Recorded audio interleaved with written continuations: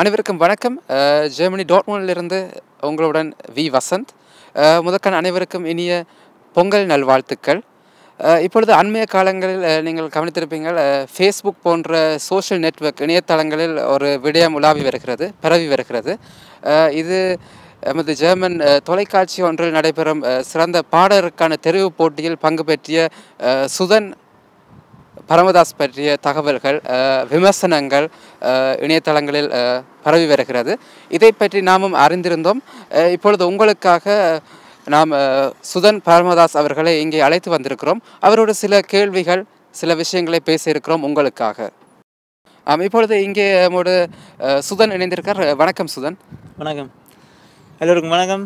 பொங்கல் பார்த்துக்க. சரி. அப்படினால் இப்பொழுது இந்த ஃபேஸ்புக் போன்ற இணையதளங்களில் வந்திருக்கும் செய்திகள் நீங்களும் பார்த்துருப்பீங்கள். இதை பற்றி இப்பொழுது நாங்கள் உங்களுக்காக இங்கே டாட்மூண்ட் நகரிலிருந்து பேசி கொண்டிருக்கிறோம். அதாவது சுதன் அவர்கள், இப்பொழுது உங்களோட முதலாவது கேள்வி, நீங்கள் எப்படி இந்த தொலைக்காட்சியில் அந்த போட்டியில் இணைவதற்கு முன் வந்தீங்க? ஸோ தொலைக்காட்சியில் நான் சின்ன வயசுலேருந்து பார்த்து கொண்டிருக்கிறேன். எனக்கு ஒரு ஆசை இருந்தது. ஸோ டிவியில் வந்து வர்றது போகிறது, அங்கே இப்போ பாட்டு பாடுறதுக்கு. அதாவது உங்களுக்கு தொலைக்காட்சியில் சின்னதில் இருந்த அந்த நிகழ்ச்சி பார்த்ததால் அதில் வர வேண்டும் என்ற ஆசை வந்தது. சரி. அப்படின்றால் இப்பொழுது அதில் இப்படிப்பட்ட இப்போ நீங்கள் பங்கு பெற்றிய அந்த நிகழ்ச்சியில் பங்கு பெற்றுவது என்றால் அது கஷ்டமா அந்த இடத்துக்கு வருவதற்கு? சரி, நான் வந்து நிறைய ப்ராக்டிஸ் பண்ணேன். ஸோ நான் பியானோ எல்லாம் விளையாடுறேன், யூடியூப்பில் எல்லாம் போட்டிருக்கிறேன், 3 வருஷமாக செய்கிறேன். இப்பொழுது அந்த இடத்துக்கு நீங்கள் எப்படி வந்தீங்கள்? நான் வந்து பிரீமனுக்கு போனேன் முதல், அங்கே பாட்டு பாடி ஹம்பர்க் பேக் ஸ்டேஜுக்கு போனேன். அங்கேருந்து நான் பெர்லினுக்கு போனேன். பெர்லின். அப்படின்னா 3 இடங்கள், ஹம்பர்க், பெர்லின் மற்றும் பிரீமன் ஆகிய இடங்களில் போய் முதல் பாடல் தெரிவுகளில் தெரிவு செய்யப்பட்டு அதில் அவர்கள் தெரிவு செய்தால் நீங்கள் கடைசியாக அந்த டிவி நிகழ்ச்சிக்கு வந்தீங்கள் இல்லையா? சரி. அப்படின்னா முதலில் உங்கள் பாடல் திறமைகளை பார்த்து அவர்கள் அந்த ஓகே சொன்ன பின்பு தான் நீங்கள் அந்த நிகழ்ச்சிக்கு வந்திருக்கிறீர்கள்.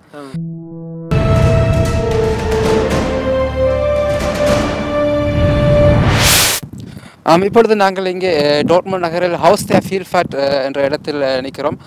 இப்பொழுது இங்கே சுதன் நம்மோடு இணைந்திருக்க தொடர்ந்தும், அதாவது இந்த நிகழ்ச்சி, அதாவது தொலைக்காட்சியில் இடம்பெற்ற அந்த சிறந்த பாடலுக்கான போட்டி நிகழ்ச்சியில் நீங்கள் அதுக்குள் நுழைந்தது, அதுக்காக நீங்கள் என்ன செய்ய வேண்டியிருந்தது, அதை பற்றி சொல்லுங்கள். அங்கே நான் பங்கு பட்டினேன். ஸோ அவை தான் சொன்னேன், நான் அப்படி இப்படி செய்யணும்ண்டு. ஸோ அவை சொன்னதுக்காண்டி தான் நான். அப்படின்றால் இப்பொழுது அந்த தொலைக்காட்சி சொல்வது போல தான் நீங்கள் நடந்து கொள்ள வேண்டும்.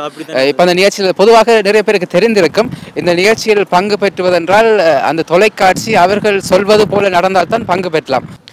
இப்பொழுது சுதன் பார்த்தீங்கன்னா, தொலைக்காட்சி நாங்கள் அந்த நிகழ்ச்சி உங்களுடைய அந்த ஒளிபரப்பை பார்த்துருந்தோம். எல்லாமே கொஞ்சம் ஒரு நெகட்டிவ் கிரிட்டிக்ஸ் தான் வந்தது. ஏன் அப்படி? இப்போ நான் 3 பாடல்கள் பாடினேன். 3 பாடல்கள் பாடியிருக்கேன், ஒரு பாடல் தான் வந்தது. ஒரு பாட்டு தான் பாடினேன். இன்னும் அந்த 2 பாட்டு பாடல்களை வந்து சொன்னாங்க நல்லதுண்டு. ஸோ ஆனால் அது காட்டிடு. அப்படின்னால் இப்பொழுது நீங்கள் 3 பாடல்கள் தயார் செய்து பாடியிருக்கிறீர்கள். இதில் 2 பாடல்களுக்கு உங்களுக்கு நல்ல கிரிட்டிக்ஸ் கிடைச்சிருக்கிறது, வாழ்த்து கிடைத்திருக்கிறது, ஜட்ஜ் நன்றாக கூறியிருக்கார். ஆனால் அது வந்து ஒளிபரப்பாகவில்லை. அப்படின்னால் உங்களுடைய நீங்கள் செய்ததிலேயே கொஞ்சம் தரம் குறைவானதைத்தான் காட்டியிருக்கிறார். அப்படி அந்த நடனம் எப்படி? நடனம் நான் ஹிப்ஹப் ஆர்பியும் ஆடினேன், ஆனால் கூத்து டான்ஸ் தான் காட்டினேன்.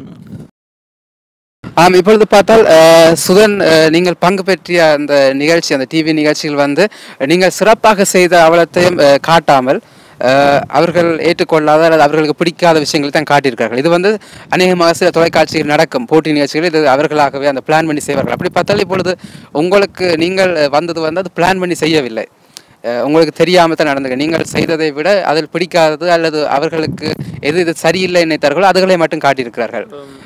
இதில் வந்து உங்கள் பங்கு குறைவு என்று சொல்லலாம். நீங்கள் வந்து உங்கள் சிறப்பானதை காட்டியிருக்கிறீர்கள். ஓகே, சரி. அப்படின்னா இப்பொழுது பார்த்தால் இப்படி நிறைய நடக்கிறது. அதாவது தொலைக்காட்சியில் பங்கு பெற்ற கலைஞர்கள் வந்து அவர்களுடைய சிறப்பான விஷயங்களை காட்டுவதில்லை. இப்பொழுது நீங்கள் இதில் பங்கு பெற்றியது அல்லது உங்களை கிட்டத்தட்ட ஒரு வித்தியாசமாக காட்டுவதற்கான அந்த இதுக்கு ஏற்றுக்கொண்டதுக்கு உங்களுக்கு அந்த தொலைக்காட்சி பணம் தந்திருக்கிறது. இதை பற்றி சொல்லுங்கள். எனக்கு ஒரு பட்ஜெட் இருந்தது. அதாவது உங்களுக்கு செக் தந்திருக்கிறார்கள், ஆமாம், check தொகையை தந்திருக்கிறார்கள்.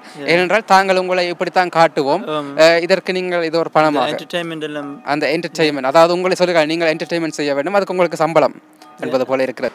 இப்பொழுது பார்த்தால் இங்கே சுதன் போல் தான் ஏற்கனவே நிறைய பேர் பங்கு பெற்றிருக்கிறார்கள். ஒன்று அவர்கள் அந்த தொலைக்காட்சியின் நிபந்தனைகள் ஒத்துக்கொள்ளாதபடியாக அவர்களை காட்டுவதில்லை. அப்படி காட்டினாலும் இப்படி சில வேளை அந்த கலைஞர்களுக்கே தெரியாமல் அவர்களுக்கு பிடிக்காத விதமாக காட்டி விடுகிறார்கள். இதில் சுதனுக்கு கூட அப்படித்தான் இங்கே நடந்திருக்கிறது. பார்ப்போம். அப்படி என்றால் இப்பொழுது உங்கள் இசைத்துறை இது எப்படியெல்லாம் போகிறது? பீச் ப்ரொடக்ஷன் செய்கிறேன். ஸோ பியானோ வீடியோஸ் யூடியூப்லாம் போடுறேன். அப்படி நீங்கள் பீட்ஸ் எல்லாம் தயாரித்து வருகிறீர்கள். அதே போல் ஏற்கனவே நிறைய பேர் உங்களோடு பேசியிருக்கிறார்கள், அதாவது தாங்கள் இணைந்து வேலை செய்வதற்கு இல்லையா? அதே போல் ஏற்கனவே இவருக்கு ஒரு விடயத்தில் வெற்றி என்று கூறலாம். நீங்கள் தொலைக்காட்சியில் வந்திருக்கிறீங்க, நிறைய பேருக்கு உங்களை தெரிகிறது.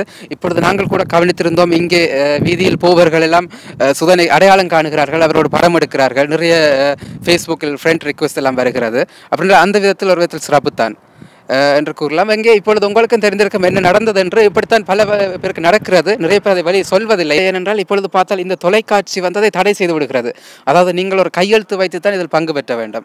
அந்த கையெழுத்திட்டால் நீங்கள் அந்த தொலைக்காட்சி செய்யும் விஷயங்களை ஏற்றுக்கொள்கிறீர்கள், அதை பற்றி வெளியில் சொல்லக்கூடாது. இப்பொழுது நாங்கள் கூட பேர் சொல்லாமல் பேசுவது அதனால் தான் இல்லையா? சரி, அப்படின்னா இங்கே பார்த்துக்கொள்ள உங்களுக்கு கூட வருங்காலத்தில் நிறைய ப்ராஜெக்ட் நீங்கள் செய்து சிறப்பாக வர வேண்டும் என எங்கள் வாழ்த்துக்களை கூறுகிறோம். அனைவருக்கும் நன்றி பார்த்து கொண்டிருந்ததுக்கு. இப்பொழுது இது போன்ற ஏனைய விஷயங்களை நாங்கள் உங்களோடு எடுத்து வர இருக்கிறோம். இப்பொழுது இங்கே டோர்ட்முண்ட் ஜெர்மனியிலிருந்து உங்களுக்காக வி வசந்த். நன்றி, வணக்கம். நன்றி, வணக்கம்.